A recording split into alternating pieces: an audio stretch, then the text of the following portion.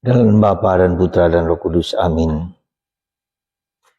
Allah Bapa di surga, Engkau mengerti dan mengenal kebutuhan kami yang paling mendalam. Engkau mengenal kekeringan, kemiskinan, dan segala hal yang perlu dalam hidup kami. Engkau tak pernah menelantarkan kami. Engkau murah hati, Engkau baik hati. Bantu kami ya Bapa untuk menyelami misteri kemurahan hati-Mu yang melimpah. Terpujilah nama-Mu kini dan sepanjang segala masa. Amin. Para saudara, dalam bacaan pertama hari ini kita diingatkan oleh Nabi Maliaki. Apa tujuan kita untuk setia dan berdoa terus-menerus kepada Tuhan? Apa tujuan kita menjadi orang yang takwa kepada Tuhan? Dan apa tujuan dan bagaimana orang yang mengabaikan Tuhan, yang tidak takut akan Tuhan? Orang fasik, orang jahat. Saya mau bacakan kutipan dari Nabi Maliaki ini yang saya kira perlu dan penting bagi kita, terutama kita yang setia kepada Tuhan. Tetapi seringkali tidak mendapatkan rahmat yang dibutuhkan. Kita lihat di sini.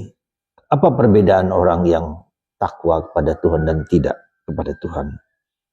Maka kalian akan melihat kembali perbedaan antara orang benar dan orang jahat. Antara orang yang beribadat kepada Allah dan orang yang tidak beribadat kepadanya. Sesungguhnya hari itu akan datang, menyala seperti api. Maka semua orang gegabah dan orang fasik akan menjadi seperti jerami dan akan terbakar oleh hari yang akan datang itu.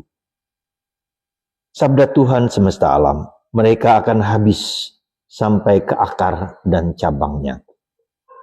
Tetapi kalian yang takwa, bagi kalian akan terbit surya kebenaran yang sayapnya membawa kesembuhan. Sekali lagi para saudara, saya sekarang tidak lagi di Sidikalang, tetapi di Tigalingga. Kurang lebih 45 menit ke sebuah desa, sebuah kecamatan di Tigalingga. Saya menjadi pastor rekan dengan 2 orang pastor lain yang masih muda. Saya merasa senang setelah cukup lama berkutat dengan dunia pendidikan. Sekarang saya lebih banyak bergaul dengan umat. Dan di tempat ini saya banyak waktu untuk membaca, merenung, berdoa ya, bersama umat ke stasi yang berjumlah 27 stasi dengan jarak yang relatif pendek tetapi lumayan jauh. Harus melewati jalan-jalan yang berlubang dan seterusnya. Ya, jadi apa yang kulihat pertama di sini adalah ketika umat dalam tanda petik maaf kata ya malas ke gereja. Kalau hari Minggu sedikit yang ke gereja, hanya ibu-ibu dan seterusnya. Bapak bisa dihitung dengan jari. Ya. Nah, itulah yang juga menjadi keprihatinan saya. Bagaimana menumbuhkan semangat para bapak, para lelaki untuk pergi ke gereja. Dan itu bukan yang gampang, ya di dunia Batak ini bukan yang gampang, tantangan yang tidak mudah. Karena itulah maka mari kita saling mendoakan. Anda mendoakan saya di usia saya yang 65 ini, saya sudah berada bekerja di paroki. Ya, semoga saya tetap sehat. Dan itulah yang saya katakan. Ya, dalam khotbah saya beberapa kepada umat di lingkungan, apa bedanya antara orang yang rajin ke gereja, orang yang berdoa dengan orang yang tidak. Ya, seperti di sini tidak ada bedanya seperti itu. Maka itulah mari kita berdoa supaya orang menjadi taat kepada Tuhan, menjadi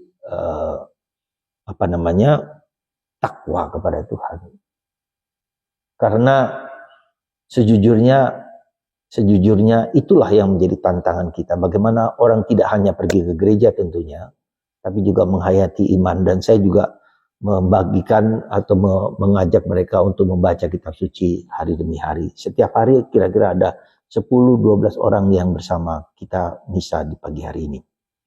Itu yang pertama. Jadi kita bisa melihat bagaimana membangkitkan iman, menjadi pastor berarti membangkitkan iman, mengajak iman untuk bersandar hanya kepada Tuhan. Seperti Mazmur tanggapan, berbahagialah orang yang mengandalkan Tuhan.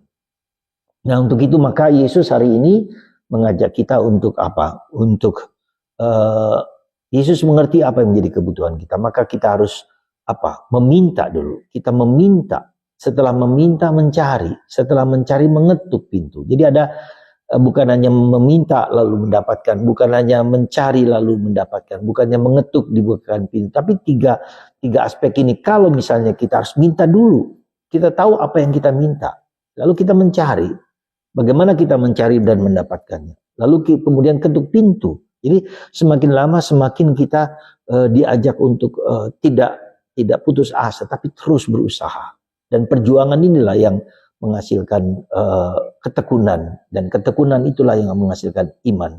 Dan semoga kita semua sekali lagi tidak mudah putus asa. Tetapi terus meminta, terus mencari, dan terus mengetuk.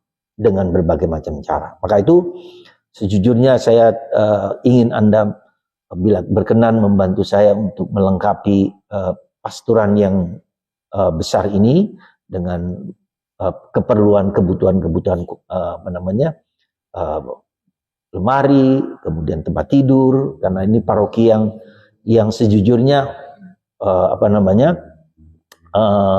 kolektenya hanya 500.000, 600.000 per minggu, hanya satu kali misa. Yang lain misa di stasi dengan jumlah yang kurang lebih kolektenya 100, 120, 200, 300. Jadi bagi Anda yang mau membantu saya untuk melengkapi kebutuhan-kebutuhan di paroki ini, silahkan kontak saya supaya saya bisa memberikan nomor rekening. Saya tidak ingin begitu saja mengasih rekening ya, kalau Anda tidak mau memberikan. Jadi saya hanya memberikan kepada orang yang bersedia membantu. Karena ini bersifat sukarela. Saya tidak mau memaksa Anda, memberatkan Anda dengan semua itu. Sekali lagi, mari kita saling tolong menolong, membantu, dan saling bekerja, menolong, berbuat baik. Ya, kita meminta, kita mencari, dan kita mengetuk. Semoga kita menjadi kuat dan teguh dalam pencarian akan kasih Allah, akan iman, harapan, dan kasih. Tuhan memberkati Anda semua. Bapa, Putra, dan Roh Kudus. Amin.